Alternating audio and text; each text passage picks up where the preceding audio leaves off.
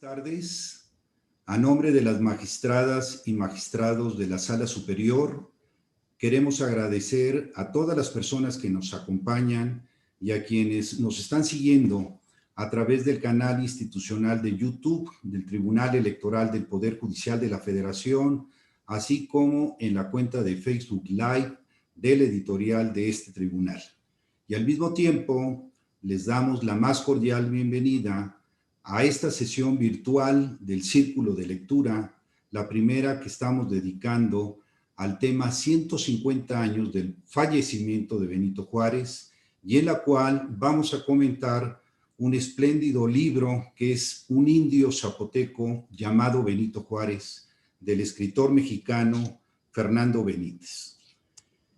En este momento tenemos prevista la participación del doctor Fernando Serrano Migallón, que es integrante del Comité Académico y Editorial del Tribunal Electoral, quien fuera también director de la Facultad de Derecho del UNAM, y al mismo tiempo tenemos la presencia y participación de nuestra compañera, la doctora Wendy Jarquín, quien, insisto, nos hará el honor de moderar esta presentación. Así que, estimada Wendy, te rogamos de la manera más atenta que conduzcas esta sesión y que presentes la semblanza curricular del doctor Serrano.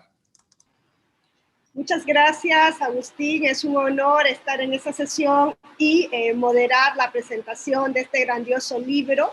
Para ello nos acompaña el doctor Fernando Serrano Migallón. Él es profesor de Ciencias Políticas y Derecho Constitucional mexicano y además es un reconocido especialista en materia de derechos humanos y en materia constitucional. Él cursó las carreras de Derecho y Economía en la Universidad Nacional Autónoma de México, obtuvo el certificado de estudios superiores en el Instituto Internacional de Administración Pública de París, en Francia, y además es doctor en Historia por la Universidad Nacional Autónoma de México. Es profesor de Ciencia Política y Derecho Constitucional de la Facultad de Derecho de la UNAM. También es profesor en las licenciaturas de Administración Pública y Relaciones Internacionales del Colegio de México e investigador por el Sistema Nacional de Investigadores. Fue abogado general de la UNAM y director de la Facultad de Derecho de esta universidad durante 8 años. Ha sido miembro de la Junta de Gobierno del Colegio de México y del Consejo Directivo del Centro de Investigación y Docencia Económica. Actualmente es académico de número de la Academia Mexicana de la Lengua y de la Academia Mexicana de Jurisprudencia y Legislación. Es también académico corresponsal de la Academia Mexicana de la Historia y miembro honorario del Seminario de Cultura Mexicana. Asimismo, forma parte del Comité Académico y Editorial del Tribunal Electoral del Poder Judicial de la Federación. Entre sus libros más conocidos podemos mencionar Teoría de la Constitución, Historia Mínima de las Constituciones en México, La Vida Constitucional de México, El Grito de Independencia, Historia de una Pasión y El Asilo Político en México. Y dicho esto, le vamos a conceder el uso de la voz al doctor Fernando Serrano Migallón hasta por 30 o 40 minutos para que pueda hacer la presentación de esta grandiosa obra y luego les invitamos a participar con sus comentarios para poder interactuar con nuestro presentador. Bienvenido, doctor Serrano Migallón. Muchísimas gracias. Siempre es una obligación, y en esta ocasión una gratísima obligación, dar las gracias.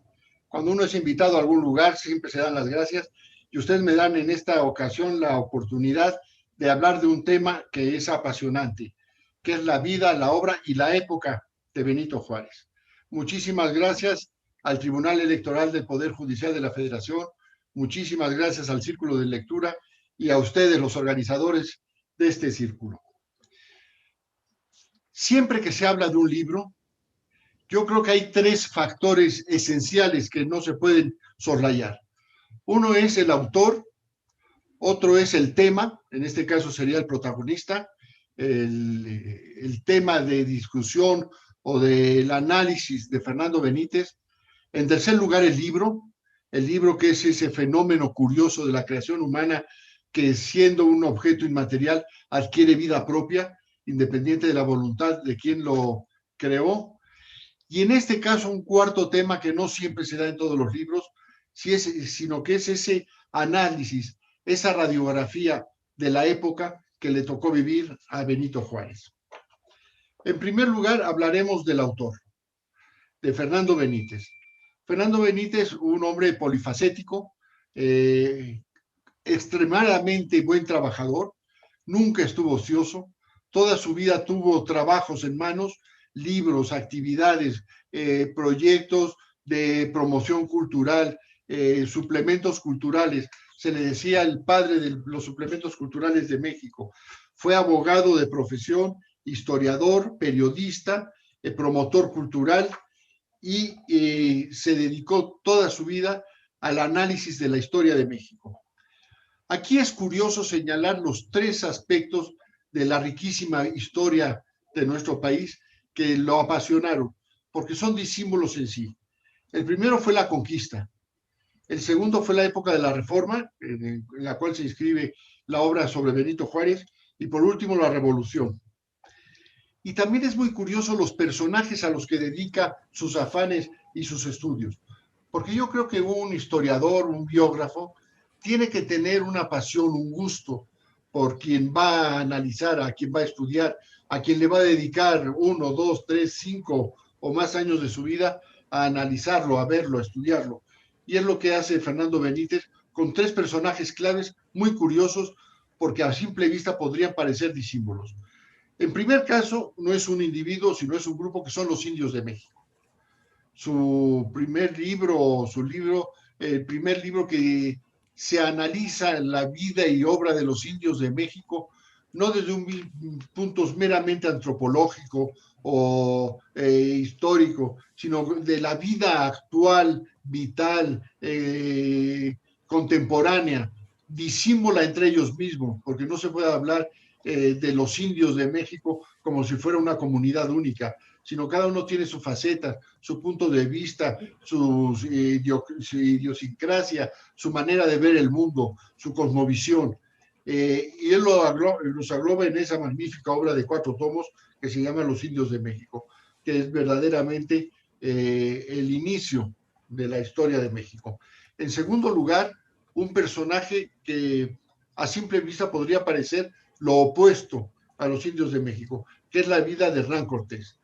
Él tiene una magnífica biografía de Hernán Cortés, extraordinaria, en que analiza las cualidades y las características de este personaje cruel, pero inteligente, hábil, con una voluntad de cambio y de promoción o de autopromoción maravillosa, y que las pasiones políticas no nos han permitido poder analizarlo a conciencia como se merecería un personaje de esa categoría y con esa influencia en la historia de México. El tercero es el que nos ocupa, Benito Juárez.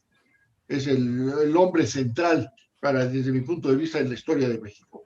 Benito Juárez no es solamente el promotor de la reforma o el jefe del liberalismo, sino que tiene muchísimas más cualidades que ya veremos. Y por último, el general Cárdenas. La personalidad y la obra del general Cárdenas en esa última etapa de los afanes de Fernando Benítez, que fue la Revolución.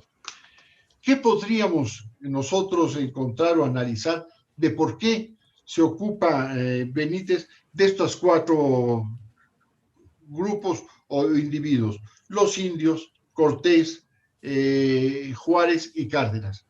Yo creo que en el fondo, y se ven en sus libros, es un análisis certero, profundo, analítico del surgimiento y consolidación de la nación mexicana. Son personajes tan disímbolos entre sí, pero que todos forman parte de una manera u otra de la conformación actual de la nación mexicana.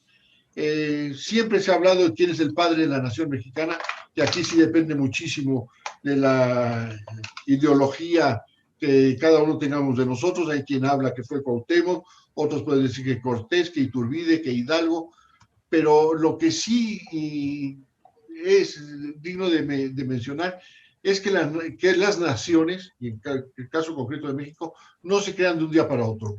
Un país no se acuesta sin tener nacionalidad, sin tener una nación constituida, y al día siguiente sí amanece ya con una nacionalidad constituida, sino que es un proceso muy largo y muy laborioso. Y yo creo que estos 4 grupos o estas 4 personas tienen una característica muy importante en la conformación de la nación mexicana, que se ha consolidado también desde mi punto de vista, se puede o no estar de acuerdo, a partir del final de la lucha armada de la Revolución Mexicana en la época del general Cárdenas, cuando después del movimiento armado, con ese gran traslado de tropas del norte al sur, del este al oeste, los mexicanos nos pudimos conocer a fondo, se pudieron conocer ellos a fondo y se creó la nación mexicana. Decía Woodrow Wilson, refiriéndose a los Estados Unidos, que los Estados Unidos se habían constituido en realidad en una nación por 3 factores. La construcción de los ferrocarriles en la Unión Americana, que hizo que el este conociera al oeste, que estaban completamente de espaldas uno al otro, la guerra de secesión con Lincoln a la cabeza, y la guerra de Estados Unidos contra México, que era el primer acto de política internacional o de proyecto internacional en que todos los americanos habían estado involucrados. Que eso le había dado consistencia a la nación norteamericana. Y yo creo que para México quizá el factor son los ferrocarriles también que se establecieron en la época de Porfirio Díaz, pero fue que esos ferrocarriles permitieron el traslado de tropas en la época de la Revolución, y una vez consolidado el movimiento armado, con la Constitución del 17, esa Constitución, que además de ser un texto jurídico, es un texto político y un programa de gobierno, se constituyó la nación mexicana. Aquí tenemos entonces a un autor excepcional, con una habilidad narrativa marcada y con una facilidad de dicción también muy, muy buena. El libro se puede leer como una novela, o casi como una novela, por lo agradable y lo ameno que es y los aspectos que nos narra. No es un libro frío de datos académicos o de datos históricos que muchas veces nos pueden aburrir. El protagonista, ¿quién fue Benito Juárez? Benito Juárez es un personaje verdaderamente maravilloso para el que se interesa en estudiarlo y en hablar de él. Aquí hay que ver varios factores o varios aspectos de su vida. Primero, el hombre. ¿Quién era Benito Juárez? Juárez nace en 1806 en un pequeño pueblo de la Sierra de Oaxaca, Guelatao, es decir, 15 años antes de que se consumara la independencia de México. Un dato que es importante porque demuestra uno de los aspectos con los que tuvo que luchar toda su vida. La estatura de Benito Juárez era 1,37 de altura. Esto nos puede demostrar que era un individuo que por razones físicas podría haber sido menospreciado o puesto de lado. Que no habló el castellano como lengua materna, sino que lo adquirió. Que llegó a la ciudad de Oaxaca sin hablar el castellano. Se han hecho muchas fábulas, que a pie en 3 días, lo cual es imposible, pero bueno, llegó a la ciudad de Oaxaca con 13 años. Allí estudió primero en un convento, en un seminario, luego salió, estudió leyes, dio clases, fue rector de su facultad y llegó a ser ministro de la Suprema Corte, secretario de Estado y presidente de la República. Con todo un paquete étnico, social, político y económico adverso, este indio zapoteco se impuso a su medio y logró hacer en México lo que nadie había hecho en su vida. El segundo aspecto, si tenemos esta consistencia física, tenemos el prócer. Aquí, a mí no me gusta hablar del político, porque el político puede ser ese individuo que usa algunos medios lícitos y convenientes, no quiero hablar de ningún término peyorativo, para obtener una posición política. El estadista, a diferencia del político, no ve el momento inmediato, sino ve la proyección de su país a futuro, tomando en cuenta muchas veces cosas que no son convenientes en el momento o que no lo hacen popular en el momento, sino que lo hace porque a largo plazo es lo que conviene. Don Jesús Reyes Heroles siempre decía que gobernar no es transigir. Para gobernar bien muchas veces hay que ir en contra de lo que la población quiere. Pero el prócer va todavía mucho más allá del estadista. El prócer es el que no solamente ve el futuro de la patria, sino que está dispuesto a sacrificar todo lo que haya que sacrificar para lograr su finalidad y sus objetivos. Destacó en el medio político e impuso su voluntad contra todo y contra todos. Había, no sé si todavía esté, porque ya no se puede entrar al Palacio Nacional, en el recinto de homenaje a Benito Juárez, un bajorrelieve en cristal, donde había un niño cuidando unas ovejas, un indígena cuidando unas ovejas, y ponía: cuando este niño fue adulto, abatió un imperio e instauró una república. Y es verdad, ese niño, con todo un bagaje negativo en su aspecto personal, logró imponerse a su medio y logró sacar adelante a un país en sus peores condiciones. Este prócer, ¿qué obra tuvo? Porque hay una obra material, que puede ser la restauración de la República, hay una obra jurídica que va mucho más allá. Él fue el motor de las leyes de reforma, que es esa constitución no codificada que se hizo antes de la Constitución del 57 y que establece toda una serie de normas que recuperan para el Estado mexicano y para los mexicanos, esto es lo que es lo más importante, la vida civil de los mexicanos. Porque se habla de la separación de la Iglesia del Estado y señalándolo así simplemente parece que es una separación administrativa, que dos cosas que estaban unidas simplemente se separan. Pero la separación de la Iglesia y el Estado es mucho más que eso. En la separación de la Iglesia y del Estado, todos los actos civiles de los individuos pasan del ámbito de la Iglesia al ámbito estatal.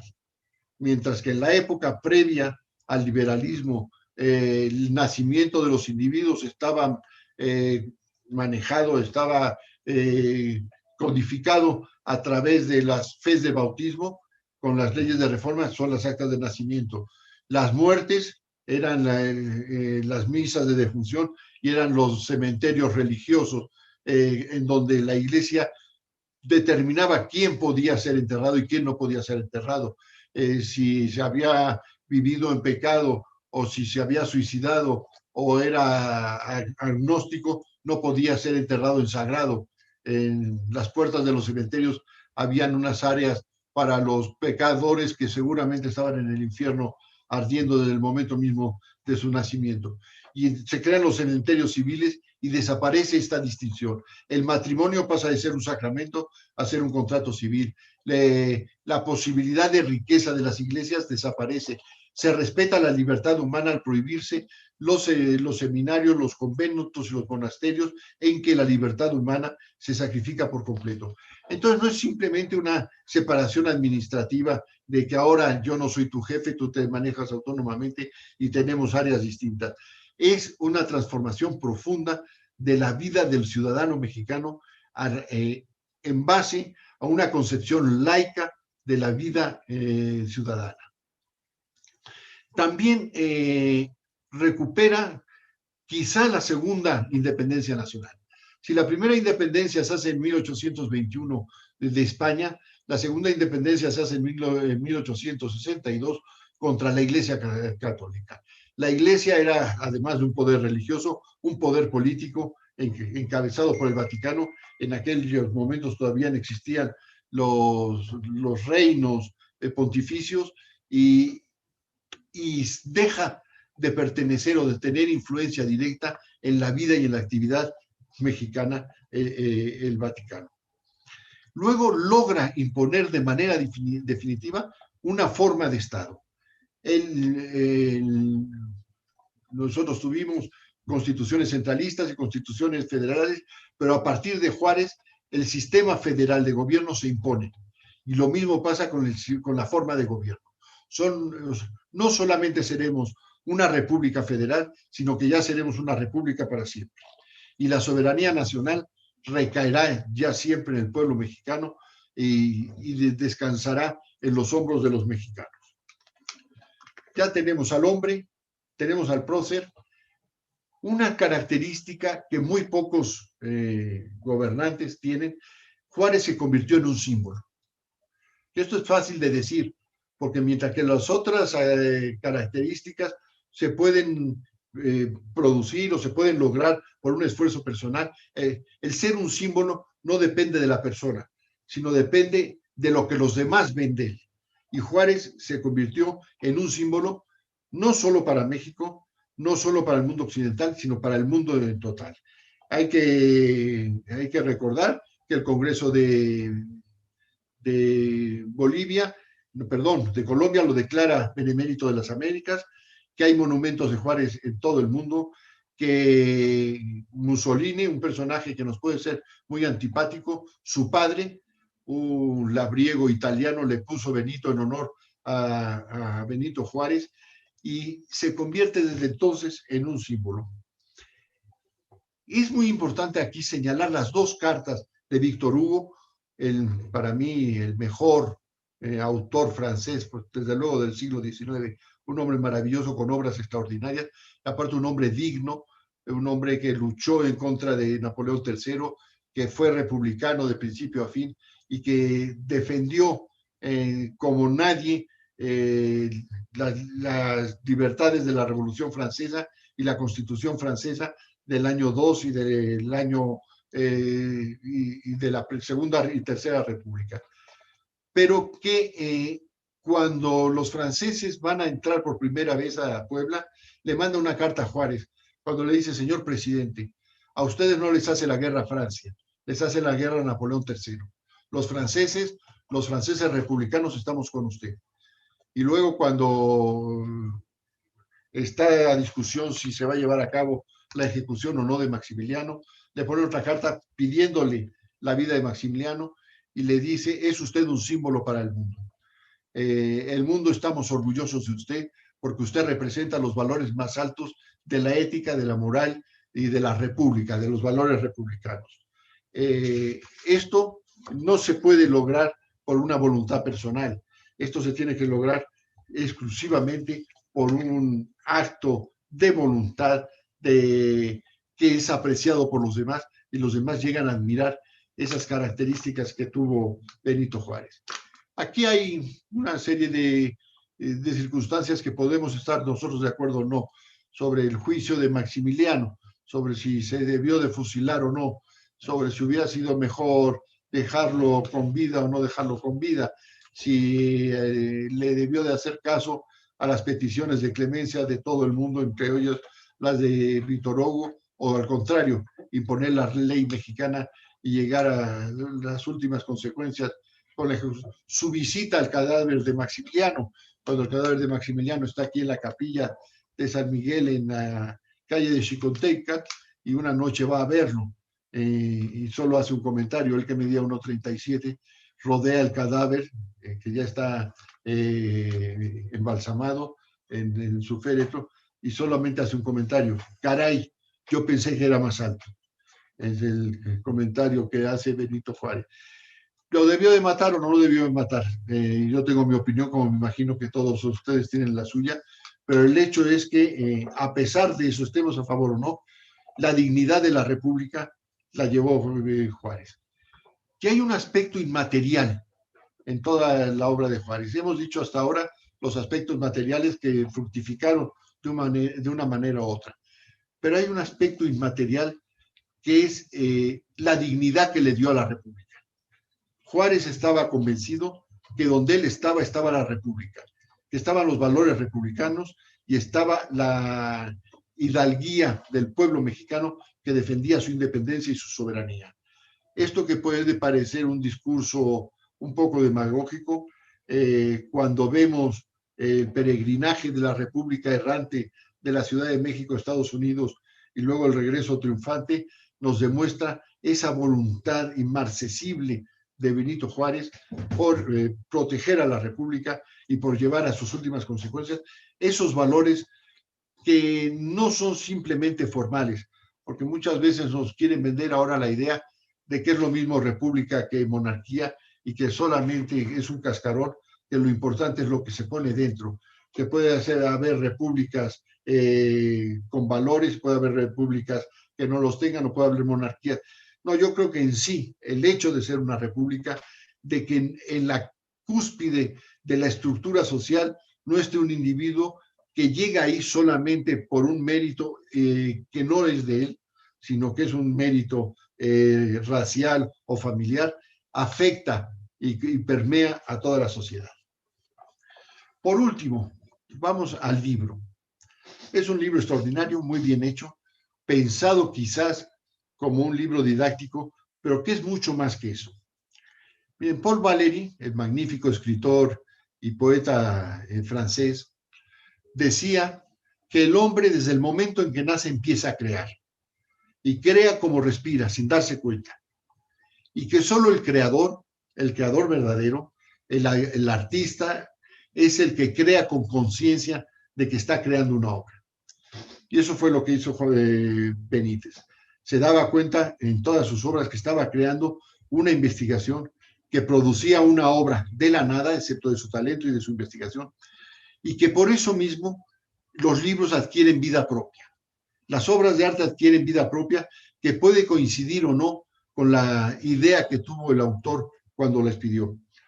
Yo no creo que Rafael tuviera una idea clara de lo que iba a pasar con la Mona Lisa con el paso del tiempo, de lo que ahora hay en el mundo, cómo se considera la Mona Lisa.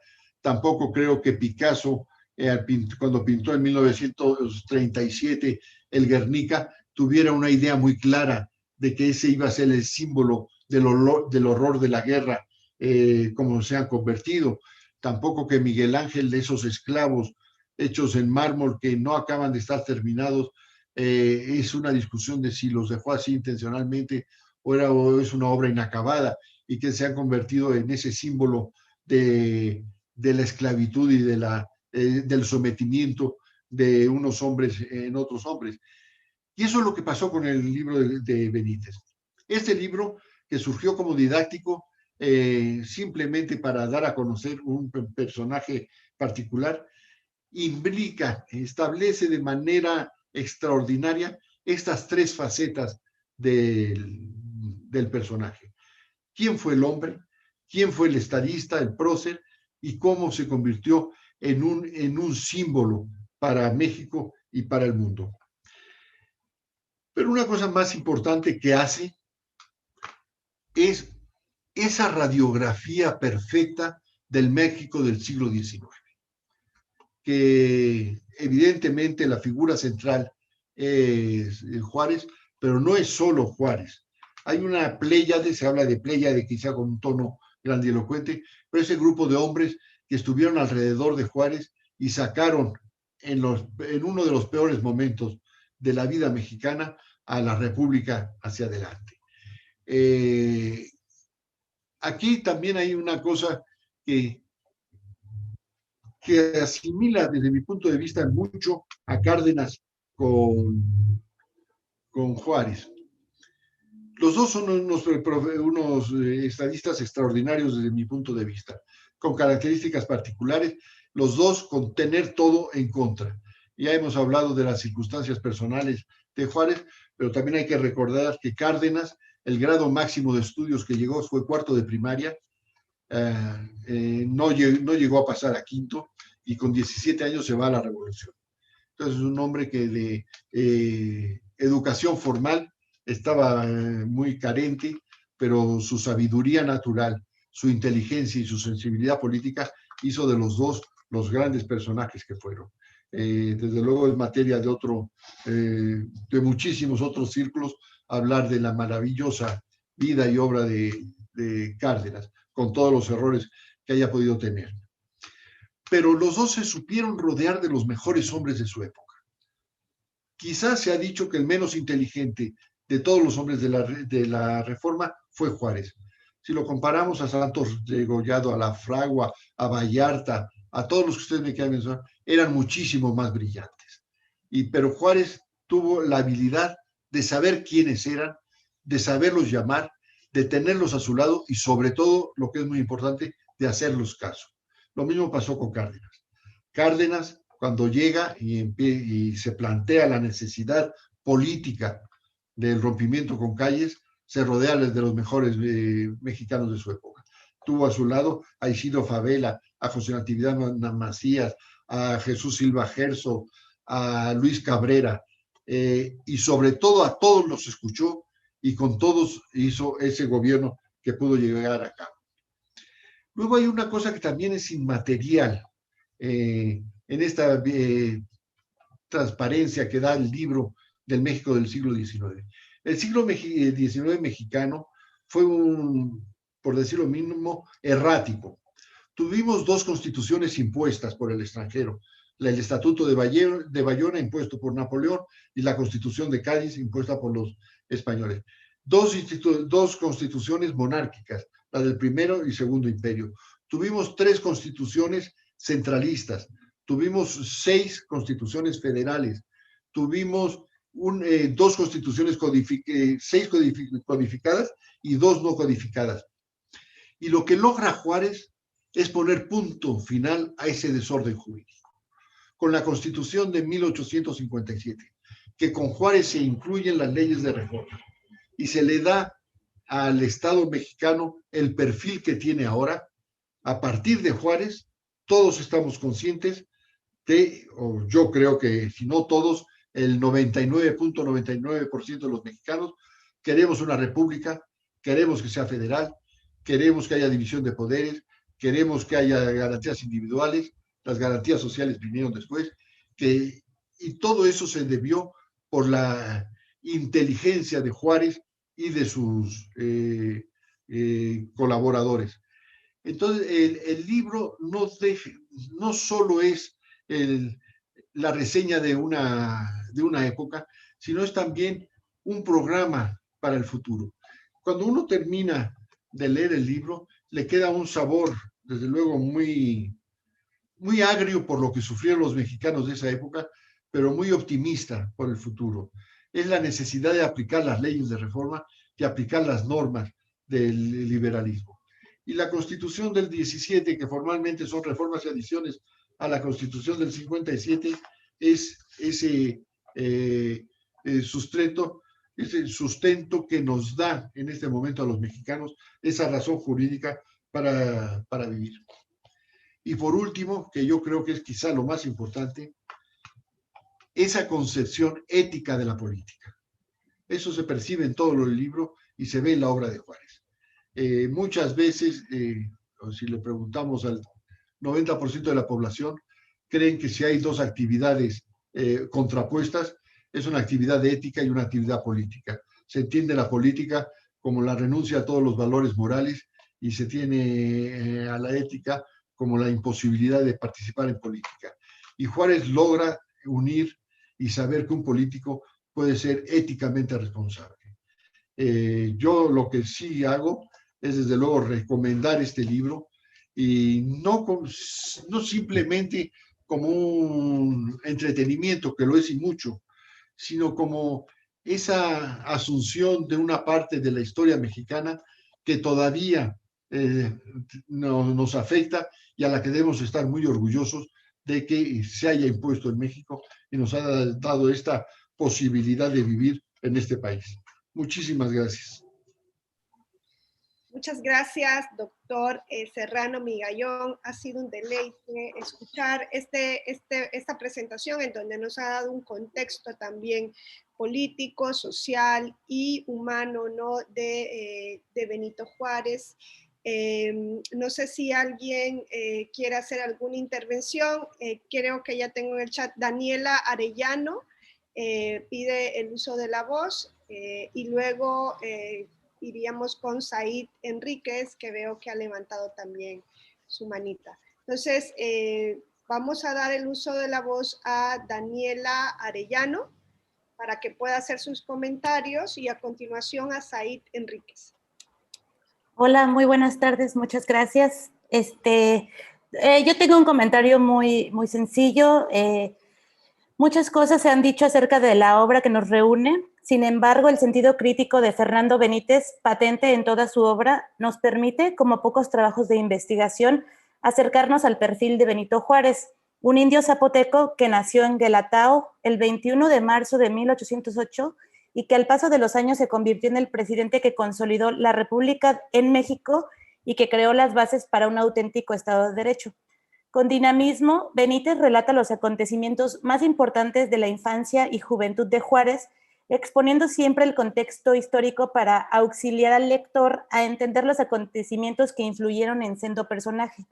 Como el siguiente apunte, breve pero clarificador, cito: la educación de entonces era monopolio de la Iglesia. Viendo Juárez que los jóvenes estudiantes del seminario eran muy respetados y aunque no le agradaba ser hombre de iglesia, decidió entrar al seminario de Santa Clara.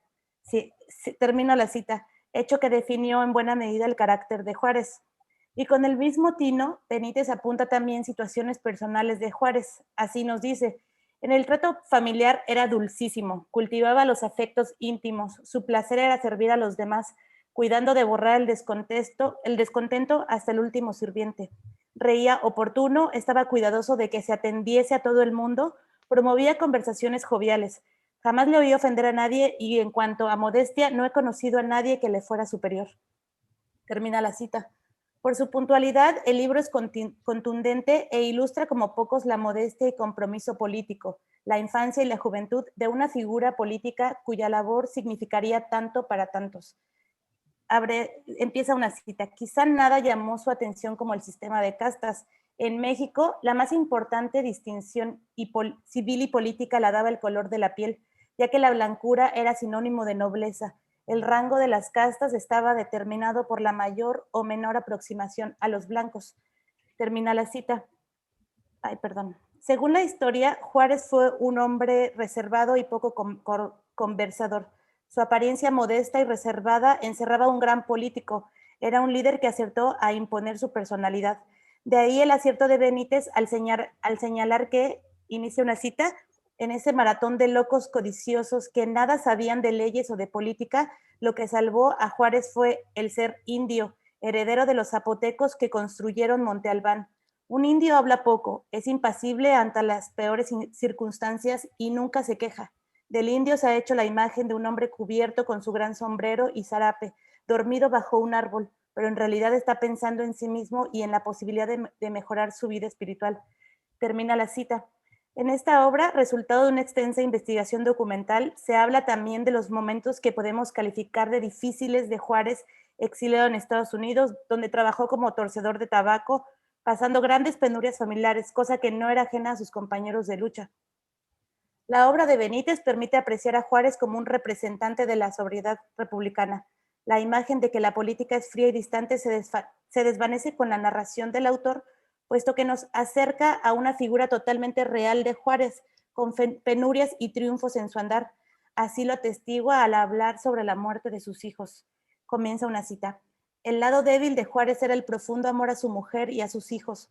La muerte de sus hijos lo afligió mucho. Hubiera querido acompañarlos en su agonía y consolar a su esposa.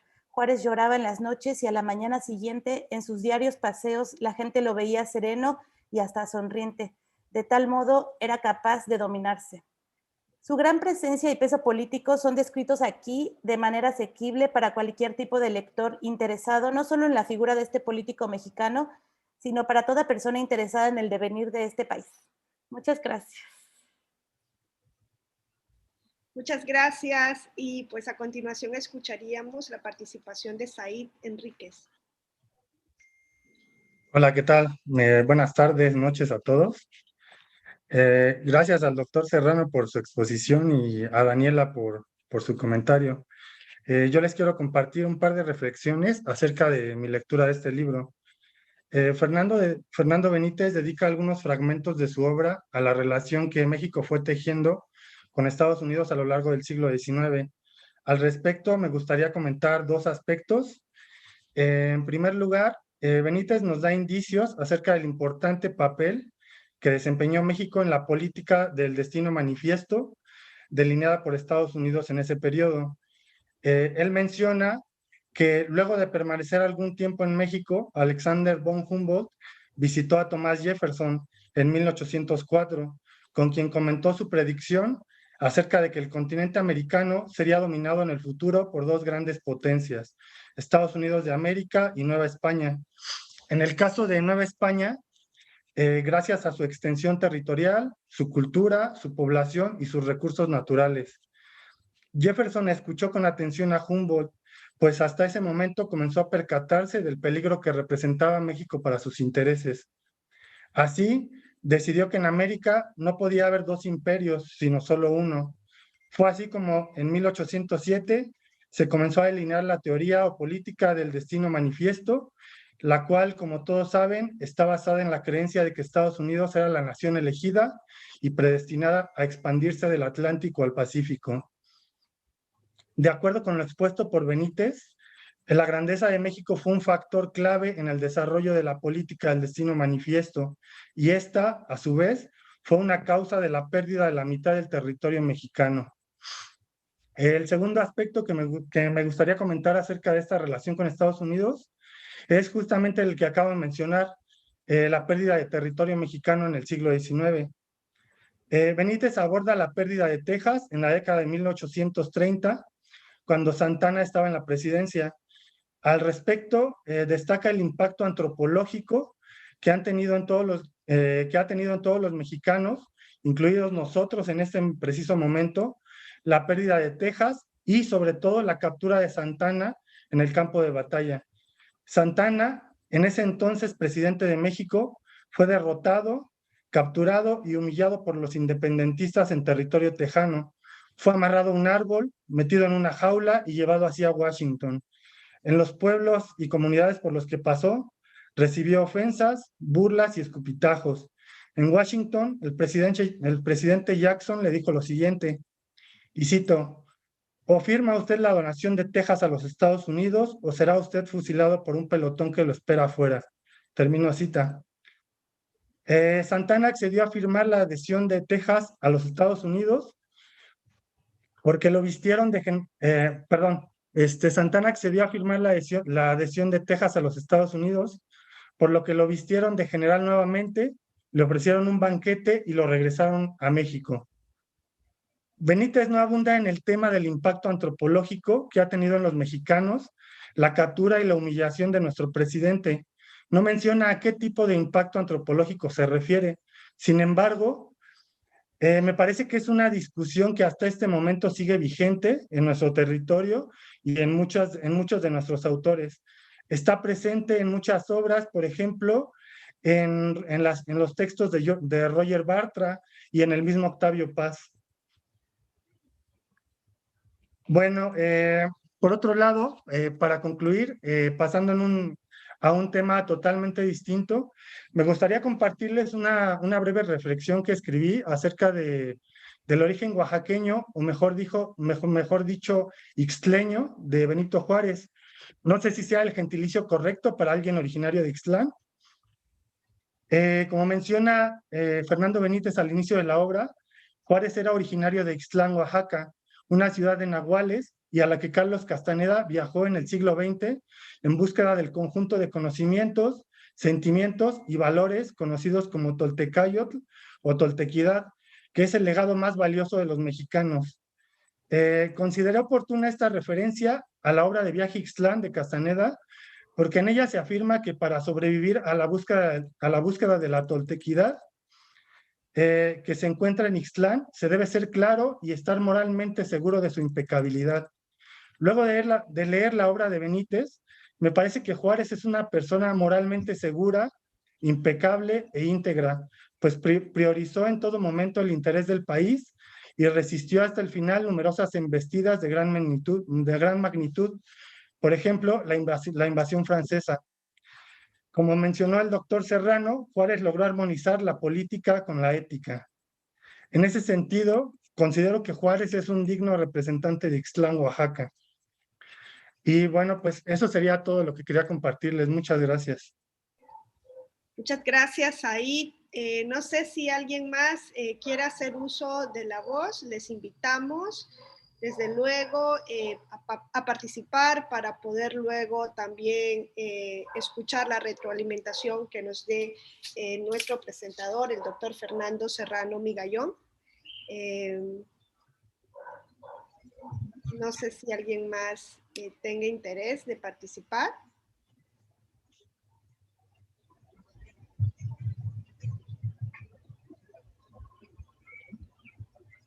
Si no, sí, Felipe Jiménez. Muchas gracias. ¿Se me escucha? Sí. Perfectamente. Felicito a nuestro docto y ameno presentador, a nuestra diestra y eficaz moderadora, a nuestro generoso anfitrión, a los compañeros que me precedieron en el uso de la voz, Daniel Arellano y Said Enríquez. En primer lugar, quiero decir unas palabras sobre el autor de la obra. Fernando Benítez es sin duda un gran escritor, una de las plumas más sobresalientes del siglo XX mexicano, pero para entender su verdadera dimensión debemos enfocarnos a su faceta como periodista. Y es que el maestro Benítez fue uno de los grandes protagonistas del periodismo cultural en México. Como ya adelantó el doctor Serrano Migallón, Fernando Benítez fundó y dirigió los más importantes suplementos de periódicos en este ámbito y dio espacio a las nuevas generaciones de escritores. Tenía un olfato especial que hacía que supiera qué podía interesarle al público y qué había que hacer para conseguirlo. No tenía el menor problema para adaptarse a cualquier situación. Sabía estar y comportarse donde fuera, desde un salón de té en la zona rosa hasta la más popular pulquería en la colonia Guerrero o la célebre cantina La Ópera en la calle 5 de Mayo, donde acostumbraba reunirse con los dos Carlos, Carlos Fuentes y Carlos Monsiváis, cómplices y grandes amigos suyos. Comenzó a escribir en periódicos antes de cumplir los 20 años. Inició como reportero en el periódico El Nacional, del que después sería director. El por muchos conocido como el padre de los suplementos culturales, se desempeñó como reportero y editorialista de la Revista de Revistas y fue director de El Nacional, el Daily News y el Diario de la Tarde. Hombre visionario, promovió el registro y análisis de la vida artística y cultural en los suplementos que dirigió. Así, creó y coordinó la Revista Mexicana de Cultura y los suplementos México en la Cultura en México, Sábado y finalmente la Jornada Semanal. México en la Cultura, que aparecía junto al diario Novedades, fue considerado el mejor suplemento del mundo en habla castellana y mostró semana a semana lo nuevo en el arte, la ciencia, la literatura, la música, etc. Aunque siempre se inclinó por la literatura, supo mantener el equilibrio entre los demás temas relevantes de la vida cultural. Sus colaboradores reconocieron su capacidad de dirección y su ánimo de dar siempre todo al lector y no guardarse nada bajo la manga. Como él decía, echar toda la carne en el asador. Por sus páginas pasaron los escritores, poetas, ensayistas y críticos mexicanos más importantes de 5 generaciones. Benítez abriría una generosa avenida para la difusión de la cultura, gracias a la cual se enriqueció intelectualmente un amplio sector de nuestra sociedad, refiere Víctor Manuel Camposeco. Así, consiguió aglutinar en torno suyo a autores de la talla de Alfonso Reyes, Agustín Yáñez, Juan Rulfo, Octavio Paz, Juan José Arreola y Carlos Fuentes, y relevantes escritores de otras latitudes como Jorge Luis Borges, Pablo Neruda y Jean-Paul Sartre, entre otros muchos. Por supuesto, no faltaron detractores suyos. como los que lo acusaban de estar al frente de la llamada mafia de la cultura, como se conocía al grupo de colaboradores más cercanos de Benítez. Lo cierto es que impulsó a las nuevas generaciones y abrió camino a estudiantes o recién egresados, como José Emilio Pacheco, como Elena Poniatowska, Carlos Monsiváis, Emanuel Carballo y Raquel Tibol, entre otros muchos. Por esta razón, muchos se refieren a él como el gran descubridor de talentos, a los que canalizaba hacia temas como el quehacer histórico-social, las relaciones de poder, la política, el arte o el conocimiento científico. De su gran curiosidad por los más diversos temas hablan las temáticas de sus libros. Junto a un indio zapoteco llamado Benito Juárez, tenemos también Viaje al Centro de México, La Ruta de Hernán Cortés, De la Conquista a la Independencia, En la Tierra Mágica del Peyote, Los Indios de México, al que antes también se refería el doctor Serrano, El Agua Envenenada, El Rey Viejo, relato de los últimos días de la vida de Venustiano Carranza, obra que ya analizamos en nuestro círculo de lectura. Obras todas estas que han sido traducidas al inglés, francés, italiano, ruso, polaco y hasta al ucraniano. Ahora, si me lo permiten, quiero decir dos palabras sobre Benito Juárez, personaje histórico imprescindible en la conformación del Estado mexicano. Muy probablemente sin él, México sería diferente, no necesariamente para bien, al contrario. Hay una faceta de Juárez que me parece particularmente interesante, no demasiado conocida, a la que se refería también nuestro presentador, y es todo lo visionaria que fue su iniciativa de fundar el Registro Civil. Pensemos que hasta ese momento en la Iglesia recaía la enorme responsabilidad de registrar y acreditar los nacimientos, los matrimonios y los decesos en todo el territorio nacional.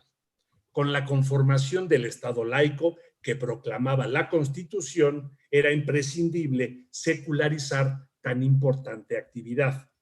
Así, una de las llamadas leyes de reforma fue la denominada Ley Orgánica del Registro Civil, expedida el 28 de julio de 1859 en Veracruz.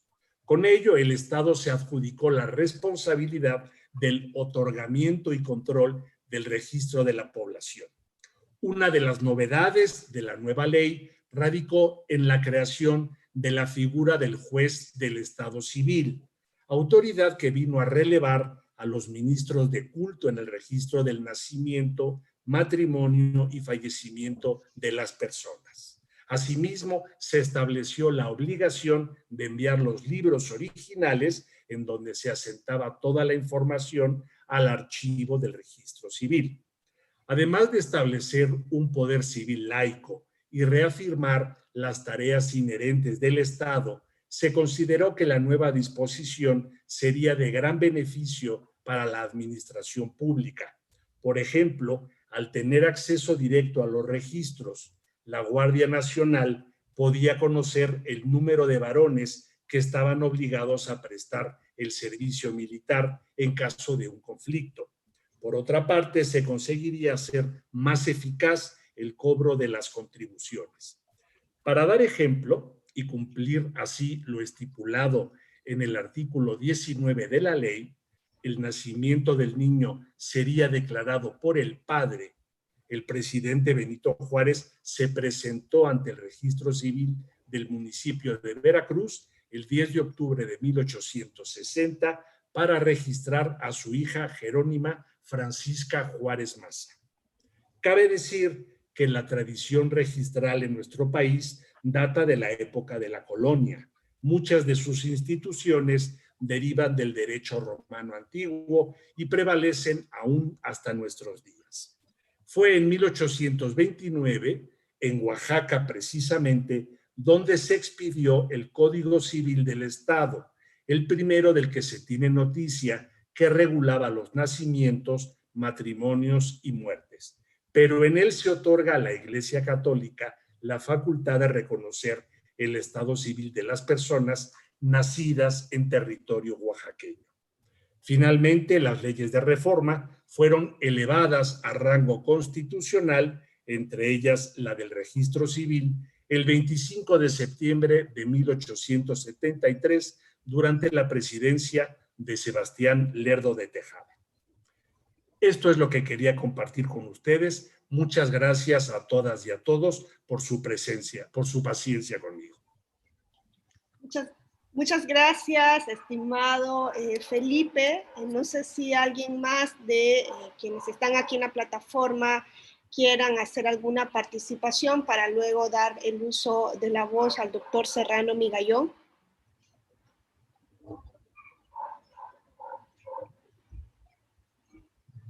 Bueno, si no hay nadie más que quiera participar, le daríamos el uso de la voz a nuestro presentador para escuchar sus comentarios con relación a lo que han expuesto anteriormente. Muchísimas gracias, Wendy. Muchísimas gracias, Felipe, Said, Adriana, Daniela, perdón. Ver siempre la historia de México da un sentimiento ambivalente, porque lo que hemos logrado ser, que es mucho, ha sido siempre a costa de grandísimos sacrificios. Pero debemos estar orgullosos de lo que se ha hecho hasta ahora y de lo que tenemos que hacer por delante. Los valores mexicanos, los valores éticos que ha manifestado la República Mexicana desde su primera constitución, de la Constitución del 24. Esta concepción clara de una república laica, federal, con división de poderes, con respeto a la libertad, debemos de luchar por ella. No es un camino fácil, no ha sido un camino fácil para nuestros antecesores, ni lo va a ser para nuestros sucesores, pero es una lucha que debemos de permanecer y que no debemos por ningún motivo claudicar en esa lucha. Cuando se ve figuras como la de Juárez, como la generación de los liberales, que contra todo y contra todos enarbolaron la bandera de la libertad y de la república, nos debe llenar de orgullo y nos debe de impulsar a seguir hacia adelante. En un momento en que parece que los valores republicanos, los valores éticos están en crisis o están en entredicho, yo creo que esto nos debe servir al contrario de luchar por ellos, de estar convencidos de que personajes como Juárez nos tienen que llevar adelante. Aquí se comentaba que Humboldt pensaba que las grandes potencias que se predominarían en el futuro serían Estados Unidos y la que era la Nueva España. Yo, si hemos hablado de los grandes próceres que ha tenido México, también tengo mis antihéroes. Y yo creo que las dos personas que más daño le han hecho a México, más que nada por esa amoralidad total en la que actuaron, fueron Iturbide y Santana. Dos personajes frívolos que no tuvieron ninguna concepción patriótica y se dedicaron al oropel, a los beneficios personales, y que eso ha permeado, por desgracia, en muchísimas generaciones de políticos mexicanos. Pero tenemos frente a eso ejemplos flagrantes de todo lo contrario, de gente sacrificada que ha sacrificado su vida para darnos el México que gozamos hoy. Esto nos debe llenar de orgullo y debemos de impulsar lecturas como las de este libro, en que nos señalan que nunca es poco lo que se puede hacer por el país y que siempre a la larga, a pesar de las dificultades, los valores mexicanos tienen que salir adelante. Muchas gracias, doctor Serrano Migallón. Ha sido un honor escucharle. Ahora vamos a dar el uso de la voz al licenciado Agustín Millán. Gracias, Wendy. Muchas felicidades por las importantes reflexiones de nuestro presentador, el doctor Fernando Serrano Migallón, así como tu conducción, estimada doctora Wendy Jarquín Orozco. Por supuesto, también agradecemos los comentarios de Daniel Arellano, Said Enríquez y nuestro compañero Felipe Jiménez. Para terminar, si me permiten, me gustaría comentar con ustedes que si existe un personaje histórico nacional que sigue levantando pasiones entre los mexicanos, ese, sin lugar a dudas, es Benito Juárez, el presidente cuya reputación ha sorteado el paso del tiempo y el juicio de la historia. Consciente de la poderosa atracción ejercida por el Benemérito de las Américas, el autor Fernando Benítez escribió esta biografía única en su género que nos lleva por las principales experiencias de Juárez, ya sea la intervención francesa, la lucha contra los conservadores y el clero, las traiciones de un Estado Mayor acostumbrado a dar cuartelazos, pero también nos revelaba a un Juárez íntimo, el padre que tuvo que enfrentar la muerte de sus hijos, el esposo amantísimo, la ruina de su familia, el exilio y el anhelado regreso a raíz del triunfo liberal. Como hemos visto, se trata de un libro fundamental sobre el personaje que llevó a cuestas a una nación herida y avergonzada por la intervención extranjera, las divisiones internas y la pérdida de prácticamente la mitad del territorio nacional.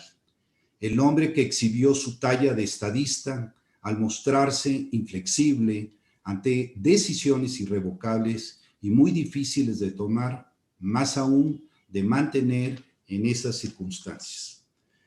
Un apunte final que me gustaría también plantear aquí es que el hemiciclo a Juárez, ese gran monumento de mármol blanco construido en su honor por Porfirio Díaz durante su mandato, el que se ubica justamente en la Alameda del Centro Histórico, precisamente sobre la Avenida Juárez, no resguarda los restos mortales del Benemérito de las Américas, como muchos han pensado equivocadamente.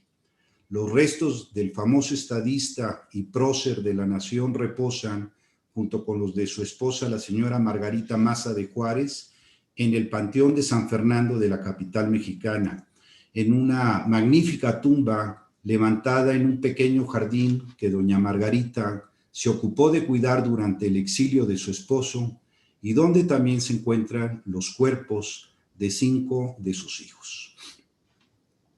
Antes de despedirnos y reiterar nuestro agradecimiento al doctor Fernando Serrano Migallón y la conducción de la doctora Wendy Jarquín, les informo a todas y a todos que el próximo jueves 14 de julio a las 6 de la tarde, como es habitual, vamos a comentar la obra de la magnífica investigadora, la doctora Patricia Galeana, titulada Juárez en la historia de México.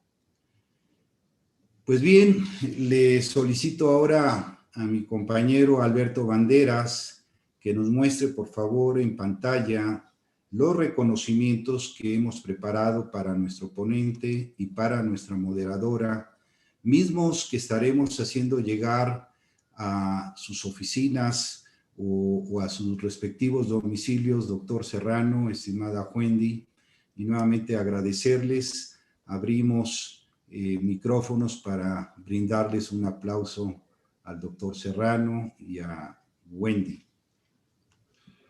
Muchísimas gracias a ustedes. Gracias. Bravo. Muchas gracias. Muy bien. Muchas gracias.